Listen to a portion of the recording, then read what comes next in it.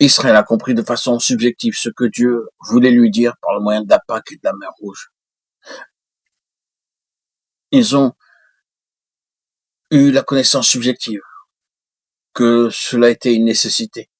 Durant 40 ans, ils ont découvert des choses et à la fin, ils ont été consentants. Ils ont été d'accord avec Dieu qu'un autre terrain est absolument nécessaire s'ils doivent demeurer dans la lumière.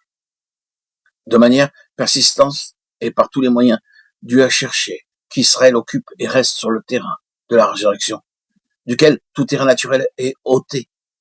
Leur incorrigible incrédulité avait pour composant principal leur attachement au terrain naturel. Que me direz-vous? Qu'est-ce que le terrain naturel? Eh bien, regardez Israël et vous le verrez très clairement. Dans le terrain naturel, on attire toujours les choses vers soi-même et on voit tout à la lumière de soi-même. De quelle manière cela affecte mon ego?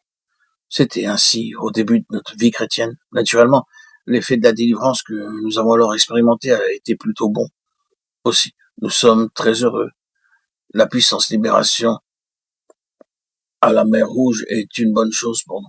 Par conséquent, nous sommes pleins de joie. C'est toujours comme cela quand les choses vont bien. Mais qu'arrive-t-il lorsque nous sommes mis à l'épreuve? Qu'on nous amène demain dans ce lieu où il n'est pas si évident que tout est à notre avantage. Et le chant cesse, la joie s'en va, et les murmures entrent.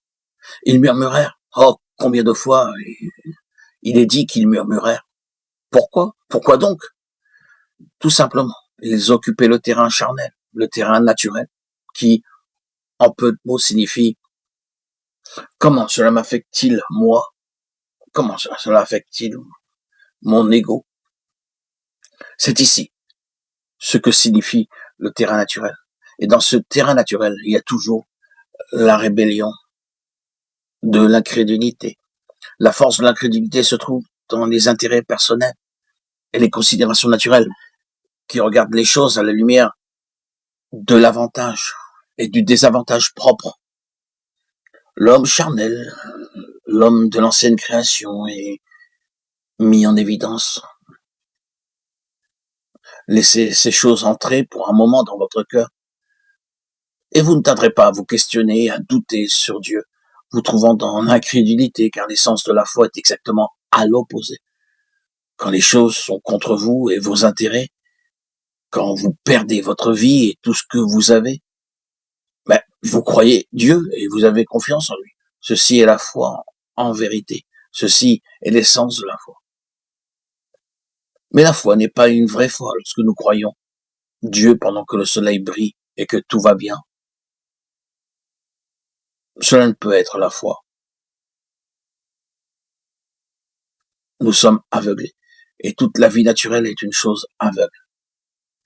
Et la mesure de notre aveuglement est proportionnelle à la mesure dont nous sommes gouvernés par le naturel, par l'homme charnel. L'homme naturel, dit l'Esprit de Dieu, n'accepte pas les choses de l'Esprit de Dieu. Et il ne peut les connaître. Parce que c'est spirituellement qu'on en juge.